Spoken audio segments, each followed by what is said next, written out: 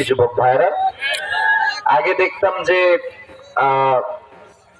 হক কথা বললেই রাজাকার, জঙ্গিবাদ, হক কথা বললেই মৌলবাদ।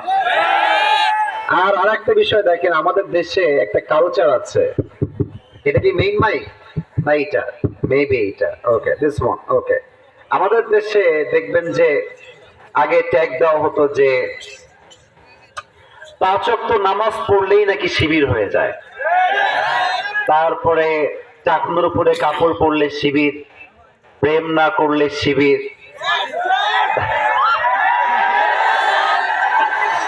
তারপরে হচ্ছে দিন কায়েমের কথা বললেই শিবির।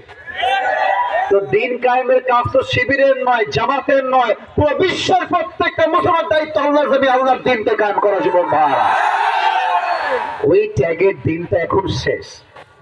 এখন আপনি খালি ট্যাগ দিবেন, শোনো মনে কথা বলো না, সব ঠিক হয়ে যাবে, আওয়াজ করো না। ওই ট্যাগ এখন আর দেওয়া যাবে না।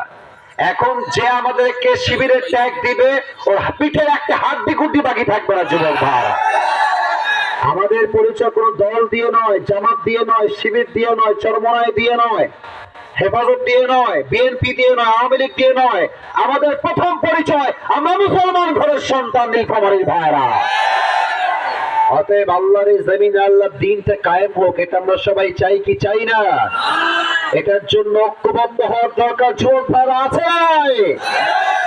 আজ আমি এই নীলফামারীর জমিনে একটা কথা স্পষ্ট ভাষায় জিজ্ঞেস করতে চাই, আল্লাহর এই জমিনে আল্লাহর এই কোরআনের রাজটা কায়েম হোক, এটা আমরা সবাই চাই কি চাই না?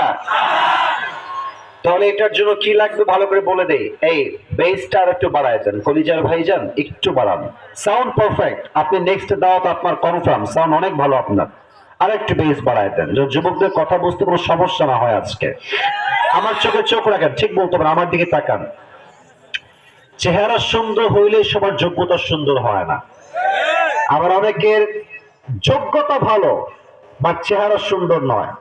মূল কথা হচ্ছে আমাদের এই দেশে এই যে তাফসীর জগৎটা আছে, মাহফিল জগৎটা আছে, এখানে একজন দায়ীকে, একজন আলোচককে, একজন স্পিকারকে, একজন লেকচারারকে তার যোগ্যতার চাইতে সে কি ভাইরাল কিনা এটাকে সবচেয়ে বেশি গুরুত্ব দেওয়া হয় বাংলার মাটিতে। যুবক ভাইরা, আমি আসিফ ভাইরাল মানে যে আমি সবচেয়ে যোগ্য, ইটস নট লাইক দ্যাট। আমার ভাইয়ের যোগ্যতা আমার চেয়ে 1000 গুণ বেশি হতে পারে।